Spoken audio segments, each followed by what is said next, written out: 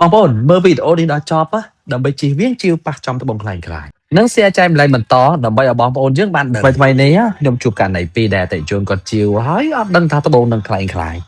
ប៉ុន្តែប៉ុណ្ណោះខ្ញុំក៏លេចឃើញនៅលើអនឡាញមួយចំនួនចាប់ផ្ដើមលក់ទៅលើត្បូង zirconia ឬត្បូងខ្លាំងខ្លាយនឹងច្រើនអញ្ចឹងធ្វើឲ្យខ្ញុំនៅមិនសុខត្រូវតែចេញវីដេអូនេះដើម្បីចែកម្លែកបន្តហើយក៏មិនមែនចង់ចាញ់ចាជាមួយបងប្អូនយើងមួយចំនួនទេគាត់តែចង់ចែកម្លែកវីដេអូនេះឲ្យបងប្អូនយើងបានដឹង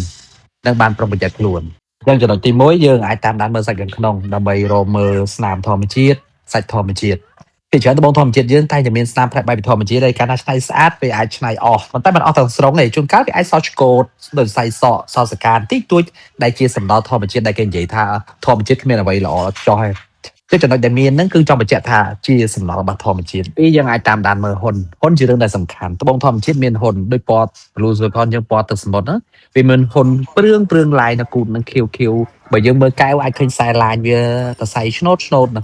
ហើយមកវិញទៀតយើងអាចដាក់ធៀបជាមួយនឹងត្បូង blue zircon ជាក់ស្ដែងយកមកធៀបគ្នាបងប្អូនកលេចមើលពីរនេះរៀនខុសគ្នាtrongចំណុចណាបងប្អូនមិនដឹងខមមិនខាងក្រោម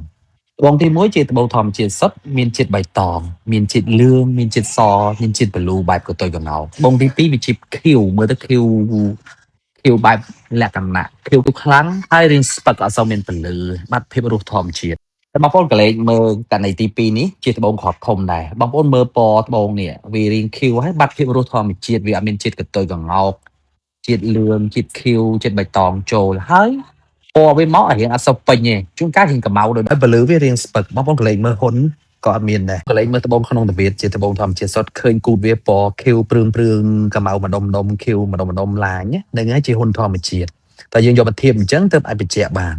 ចឹងបន្ទាប់ពីតាមដានវីដេអូនេះបងប្អូនមានយោបល់យ៉ាងណាដែរទទួលបានបទពិសោធន៍បែបណាសូមខមមិនខាងក្រោម Click ចុច like share និង subscribe ដើម្បីលើកស្ទួយត្បូងខ្មែរយើង